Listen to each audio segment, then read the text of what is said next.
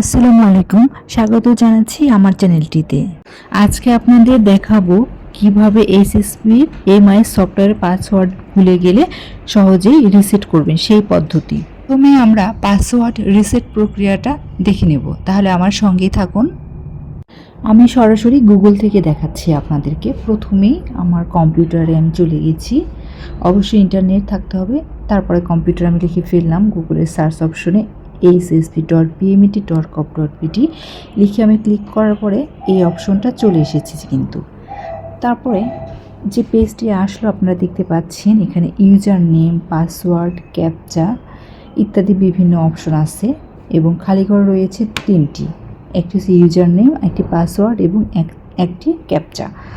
আপনি যদি ক্যাপচা এটা বুঝতে না পারেন, আপনি রিফ্রেশ করে আরেকটা ব্যবহার করতে পারবেন অনায়াসে। এখন আমরা এখানে দেখা যাচ্ছে একটা লগ ইন বাটনও আছে। তো এখন আমরা দিয়ে দিলাম ইউজার নেম আপনার যে ইআইএন নম্বর প্রতিষ্ঠানে ওটা ইউজার নেম এবং পাসওয়ার্ডটি ব্যবহার করবেন 6 থেকে 12 অক্ষরের পাসওয়ার্ড। তারপরে আপনি এখানে যে ক্যাপচাটা আছে এখানে ক্যাপচাটা ব্যবহার করবেন। ক্যাপচাটা ব্যবহার করে তারপর লগ ইন করবেন। তো আপনি যদি ফরগেট পাসওয়ার্ড দিতে চান, আপনার যদি পাসওয়ার্ড মনে না থাকে তাহলে ফরগেট পাসওয়ার্ডে ক্লিক করে এরকম অপশন চলে আসবে। আমি আবার আপনাদেরকে দেখাচ্ছি। ফরগেট পাসওয়ার্ডে ক্লিক করলাম, তারপর আসলো এই পেজটা। তারপর এখানে যে ইউজার নেম যা লেখা আছে ওই ইউজার নেমের ওখানে আপনার যে ইউজার নেমটা হচ্ছে আপনার ইআইএন নাম্বারটা আপনি দিয়ে দিবেন। তো আমি যেহেতু প্রতিষ্ঠান নই, আমার ইউজার আইডি নাম্বার নাই, তো আমি এখানে আমার ইমেল অ্যাড্রেসটি ব্যবহার করেছি। তারপরে আমি সেন্ড ওটিপি করব।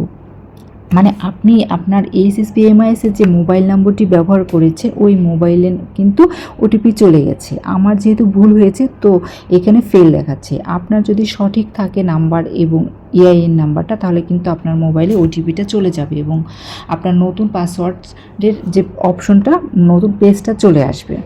তো এইভাবে কিন্তু আপনি সহজে পাসওয়ার্ড তৈরি করে নিতে পারেন। তো এখন আমি আপনাদের মুখে মুখে বলে দিচ্ছি কিভাবে আপনার সমস্যার সমাধান করবেন নতুন শিক্ষার্থীদের তথ্য এন্ট্রির পদ্ধতির ক্ষেত্রে। প্রথমে তো আমি বলে নিলাম, আপনি এই লিঙ্কে প্রবেশ করবেন। ইউআরএল লিঙ্কটা যেটা আছে hsp.pmt.gov.pt লিঙ্কে প্রবেশ করে ফেলবেন। তারপর লগ ইন পৃষ্ঠাটি আসলে ফরগেট পাসওয়ার্ড ভুলে গিয়েছেন বাটনে ক্লিক করে আপনার ওইভাবে পাসওয়ার্ডটাই আপনি ক্রিয়েট করে নিতে পারবেন। এবং প্রত্যেকটি শিক্ষা প্রতিষ্ঠানেরই এখন ম্যান্ডেটরি হয়ে গেছে নতুন করে পাসওয়ার্ড ক্রিয়েট করে নেওয়া। তো আপনার পাসওয়ার্ড যখন ক্রিয়েট হয়ে যাবে তখন এসএসপি এমআই সফটওয়্যারে প্রবেশ করে মেনু বার অনুসরণ করে প্রাথমিক নির্বাচনের অপশনে ক্লিক করবেন। প্রাথমিক নির্বাচন অপশনে নতুন শিক্ষার্থী এন্ট্রি অপশনে ক্লিক করবেন।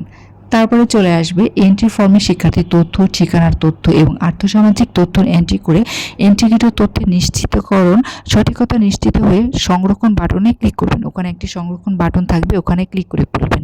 তারপরে আসবে এন্ট্রিকালীন সময়ে শিক্ষার্থীদের এন্ট্রিকৃত তথ্য 3টি ধাপে সংরক্ষণ করতে হবে। কিন্তু যদি নেটওয়ার্ক বিচ্ছিন্ন বা অন্য কোনো কারণে শিক্ষার্থীদের আংশিক তথ্য সংরক্ষণের পর লগ আউট হয়ে যায়, সেক্ষেত্রে পুনরায় লগ ইন করে শিক্ষার্থীদের প্রাথমিক নির্বাচন অপশনে শিক্ষার্থী তালিকা খসড়া গিয়ে খুঁজুন বাটনে ক্লিক করুন।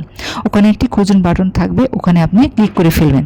তারপর আপনার যে পেজটি আসবে সেটা হচ্ছে সংশ্লিষ্ট শিক্ষার্থীর নামের সামনে প্রদর্শিত সম্পাদনা বাটনে ক্লিক করে শিক্ষার্থীদের আবেদনের অবশিষ্ট তথ্যসমূহ যথাযথভাবে পূরণ করে সংরক্ষণ করতে হবে। উপকারভোগী শিক্ষার্থী নির্বাচনের জন্য আপনার কিছু বিশেষ প্রক্রিয়া রয়েছে, পদ্ধতি রয়েছে, সেই পদ্ধতিগুলো কিন্তু অবশ্যই অনুসরণ করতে হবে।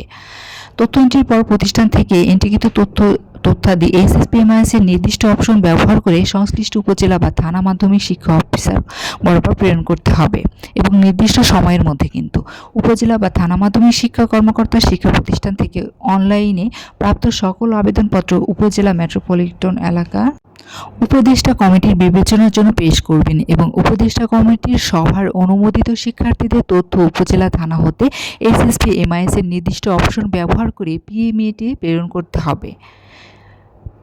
তারপর আপনি চলে আসবেন যে সকল শিক্ষা প্রতিষ্ঠানে এন্ট্রিকৃত শিক্ষার্থীদের তথ্য নির্ধারিত সময়ের মধ্যে শিক্ষা প্রতিষ্ঠান হতে উপজেলা বা থানা মাধ্যমিক শিক্ষা অফিসে এসএসপিএমআইএস এর নির্দিষ্ট অপশন ব্যবহার করে পিএমইটিতে পাঠাতে ব্যর্থ হবে, সেই সকল শিক্ষার্থীদের তথ্য উপবৃত্তির জন্য নির্বাচন প্রক্রিয়া অন্তর্ভুক্ত করা সম্ভব হবে না। এটা কিন্তু অনেক গুরুত্বপূর্ণ একটি কথা। এটা কিন্তু মানে আমি বোঝাতে চাচ্ছি যে আপনারা কিন্তু অবশ্যই সময়ের মধ্যে ম্যাটার পাঠাতে হবে। নির্দিষ্ট সময় আছে, সেই সময়ের মধ্যে কিন্তু পাঠাতে হবে। আগামী 7 মের মধ্যে শিক্ষা প্রতিষ্ঠান সমূহ তাদের শিক্ষার্থীদের তথ্য এন্ট্রি দিয়ে SSPMI সফটওয়্যার মাধ্যমে উপজেলা মাধ্যমিক শিক্ষা অফিসে প্রেরণ করবে।